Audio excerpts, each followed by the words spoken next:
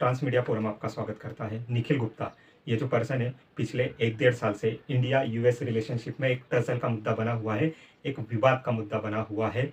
इसको अब check Republic की जो कॉन्स्टिट्यूशनल कोर्ट है, संवैधानिक कोर्ट है, उसने ये उसकी बेल की जो अर्जी है, जो अपील थी, उसको खारिज कर दिया है और चेक गवर्नमेंट को बोला है कि चेक गवर्नमेंट इसको यूएस को एक्स्ट्राऑर्डिनरी एडिशंस कर सकती है, प्रत्यार्पित कर सकती है। तो अब ये जो फैसला है, लास्ट फैसला चेक रिपब्लिक के जो है वो जस्टिस डिपार्टमेंट के मिनिस्टर को लेना है कि निखिल गुप्ता को यूएस में हैंडओवर करना है या नहीं, प्रत्यार्पित करना है क्या नहीं। तो ये चेक रिपब्लिक कंट्री कहाँ पर है, आइए देख लेते हैं मैप में। ये यूरोप की एक लैंडलॉक कंट्री है चेक रिपब्लिक, छोटी कंट्री है। इस कंट्री में निखिल गुप्ता को यूएस गवर्नमेंट के रिक्वेस्ट द्वारा लास्ट ईयर मार्च अप्रैल 2023 में गिरफ्तार कर लिया जाता है, अरेस्ट कर लिया जाता है। निखिल गुप्ता पर यूएस गवर्नमेंट ने मैनहट्टन कोर्ट में जस्टिस डिपार्टमेंट में कुछ आरोप लगाए हुए हैं। वो क्या आरोप हैं वो देख लेते हैं। निखिल गुप्ता पर यह आरोप लगाया गया है कि निखिल गुप्ता ने यूएस में एक हिटमैन को हायर किया, किलर को हायर किया, जो कि खालिस्तानी टेररिस्ट जो है इंडिया ने डिजिग्नेटेड किया हुआ गुरपनवंत सिंह पन्नू का असैसिनेशन कर सके, यूएस में उसको मार सके। गुरपनवंत सिंह पन्नू जो कि खालिस्तानी टेररिस्ट है, वो कनाडा यूएस सिटीजन है और उसको यूएस के धरती पर मारने का ट्राई किया गया है। ये यूएस अपने कोर्ट में किए गए एक केस में, मैनहट्टन कोर्ट में उसने ये केस डाला हुआ है। तो ये जो निखिल गुप्ता है, इसको मारने का, इसको गुरपनवंत सिंह को मारने का निखिल गुप्ता को जो ऑर्डर पास किया गया था वो विक्रम यादव ने पास किया था। विक्रम यादव जो है वो RAW इंडिया की खुफिया एजेंसी रॉ का एजेंट है और उसको RAW के जो उस टाइम के चीफ थे, जो अभी फार्मर चीफ हो गए हैं, सुमंत गोयल, उन्होंने ग्रीन सिग्नल दिया था। उसके बाद ही विक्रम यादव ने निखिल गुप्ता से संपर्क किया था, कांटेक्ट किया था और निखिल गुप्ता को ये निर्देश दिए थे, ऑर्डर दिए थे कि वो यूएस में एक किलर को हायर करे और उससे गुरपनवंत सिंह पन्नू का असैसिनेशन करवाए। इससे पहले भी हरदीप सिंह नज्जर, ये जो कैनेडियन सिटीजन है, जो प्लम्बर था कनाडा में, ये इंडिया से भाग के गया था और कैनेडियन सिटीजनशिप उसने ले ली थी। ये भी सिख फॉर जस्टिस के लिए काम करता था और बहुत ही होकल होके इंडिया के अगेंस्ट जितनी भी रैलीज वगैरह होती थी उसमें बात करता था। इंडिया के काउंसलर्स पर या इंडिया के काउंसलेट पर, जो भी बाहर कनाडा यूएस में, वहाँ पर ये लोग अटैक करने में बढ़ चढ़कर हिस्सा लेते थे। इसका लास्ट ईयर मार्च 2023 में कनाडा की सर्वे काउंटी में असैसिनेशन कर दिया जाता है, मार दिया जाता है। तो कनाडा गवर्नमेंट भी इंडियन एजेंसीज पर एक्विजिशंस लगाती है, एलिगेशंस लगाती है कि इंडियन एजेंसीज ने हरप्रीत सिंह निज्जर को मारा हुआ है और यहाँ पर यूएस गवर्नमेंट भी वही एलिगेशंस इंडियन गवर्नमेंट एजेंसीज और इंडियन गवर्नमेंट एम्प्लॉयज़ को लगा रहा है कि उनका हाथ है गुरपनवंत सिंह पन्नू के असैसिनेशन करवाने में। अब इस सब के पीछे जो है, जो ये खालिस्तानी इंडियन काउंसलर पर या इंडिया के जितने राजनयिक हैं उन पर अटैक कराते हैं या उनको थ्रेटन करते हैं, उनको जान से मारने की धमकी देते हैं या उनके ऊपर बाउंड्री रखते हैं उनको मारने के लिए, ये जब सिनेरियो इंडिया, ये जो वेस्टर्न कंट्रीज है, खासकर अमेरिका, यूएस या इंग्लैंड वगैरह यहाँ पर रेस करता है, तो ये लोग इंडिया को बोलते हैं कि हमारे देश में फ्रीडम ऑफ एक्सप्रेशंस है।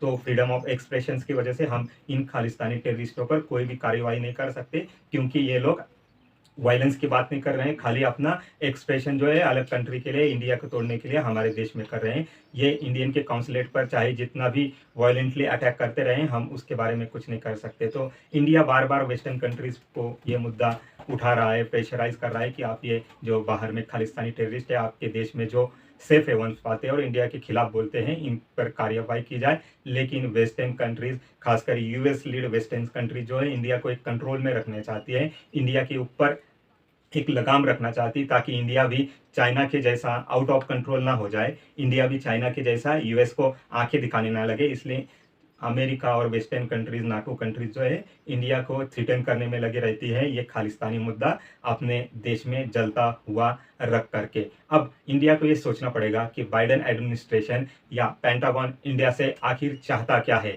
और लास्ट ईयर जो G20 इंडिया के न्यू दिल्ली में सबमिट हुई थी, वहाँ पर कैनेडियन प्रेसिडेंट जस्टिन ट्रूडो और अमेरिकन प्रेसिडेंट जो बाइडेन, इनके साथ भी इंडिया के प्राइम मिनिस्टर नरेंद्र मोदी ने बात की थी, इस मुद्दे को उठाया था। और लास्ट ईयर जो Indian prime minister Narendra Modi की जो अमेरिका में स्टेट विजिट हुई थी मार्च 2023 में, उसमें भी इंडिया और बाइडेन ने इस मुद्दे को डिस्कस किया था, जो कि Khalistani terrorism via Canada, America, India के पंजाब में एक्सपोर्ट हो रहा है। और फिलहाल जो है इलेक्शन का इंडिया में टाइम है और इंडिया का जो अमृतपाल सिंह जो प्रो खालिस्तानी टेररिस्ट है, उसने खडूर साहिब लोकसभा सीट से अपना कैंपेन भी लॉन्च कर दिया हुआ है। तो ये जो खालिस्तानी मुद्दा है, India as well as Pakistan और वेस्टर्न कंट्रीज में कनाडा, यूएस, लंदन, ऑस्ट्रेलिया, यहाँ पर घूम फिर के उठते रहता है और इंडिया इसके खिलाफ इन कंट्रीज को अपना जो है एक टाइप से नाराजगी दर्ज कराते रहता है, लेकिन ये कंट्रीज उस पर कुछ ज़्यादा एक्शन लेती हुई नहीं दिखाई देती हैं। तो अब इंडिया को सोच समझकर ये जो मुद्दा है इसको हैंडल करना पड़ेगा, बिकॉज चेक रिपब्लिक की जो कॉन्स्टिट्यूशनल कोर्ट है, संविधानिक कोर्ट है, उसने निखिल गुप्ता की जो बेल की अर्जी है उसको खारिज कर दिया है। अब ये पूरा मामला जो है चेक रिपब्लिक के जस्टिस मिनिस्टर के पास गया हुआ है। जस्टिस मिनिस्टर ही इसके बारे में लास्ट फैसला ले सकते हैं कि निखिल गुप्ता को यूएस हैंडओवर किया जाए या नहीं किया जाए। तो इंडिया को डिप्लोमेटिकली, राजनीतिक तौर पर इस मुद्दे को चेक रिपब्लिक गवर्नमेंट से और चेक रिपब्लिक डिप्लोमेट से न्यू दिल्ली से हैंडल करना होगा, ताकि ये मुद्दा इंडिया के कंट्रोल में रहे और इंडिया इसको सॉफ्टली हैंडल कर ले। और India as US, Canada as well as जितने भी वेस्टर्न कंट्रीज है जो खालिस्तान को सपोर्ट करते हैं, एक सेफ हेवन अपने देश में प्रोवाइड करते हैं, इंडिया इन कंट्रीज के साथ भी एंगेज रहे। इन कंट्रीज को इसके इम्पैक्ट क्या हो सकते हैं, ये मूवमेंट वायलेंट कितना हो सकता है, इसके बारे में समझा सके और इसका इम्प्लीमेंटेशन इंडियन सब कॉन्टिनेंट में कितना वायलेंट हो सकता है, कितना खून खराबा हो सकता है,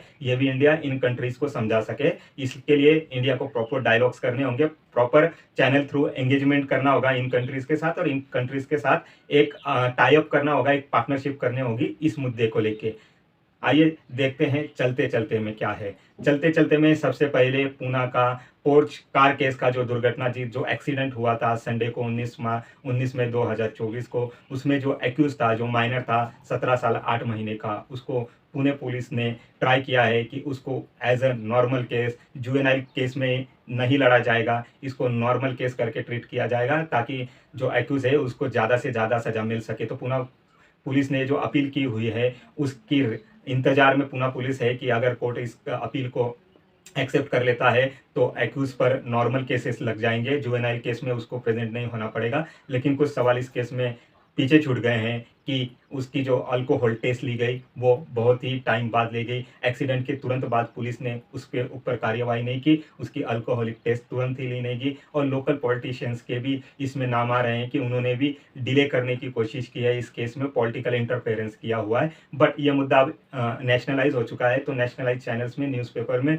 जोर शोर से ये मुद्दा उठाया जा रहा है। पुणे पुलिस की ऑलरेडी इस मामले में किरकिरी हो चुकी है, तो ये देखना बहुत ही दिलचस्प होगा कि आगे पुणे पुलिस इस केस में करती क्या है। लेकिन जो 2 इंजीनियर्स इस दुर्घटना का शिकार हुए, हम हमारे चैनल ट्रांस मीडिया थ्रू उन लोगों को श्रद्धांजलि यहाँ से देना चाहेंगे और गवर्नमेंट से अपील करना चाहेंगे कि आप लॉ को थोड़ा टाइट कीजिए, ताकि जिनके पास लाइसेंस नहीं है, जो ओवर स्पीड से गाड़ी चलाते हैं या ड्रिंक एंड ड्राइव करते हैं, उनके ऊपर सख्त से सख्त कार्रवाई की जाए। दूसरी न्यूज़ ये है कि पीके के बाद, प्रशांत किशोर के बाद यूएस के थिंक टैंक ने भी ये वर्डिक्ट कर दिया है कि 2024 के इलेक्शन में मोदी गवर्नमेंट फिर से आ सकती है और अच्छी खासी मेजॉरिटी के साथ आ सकती है।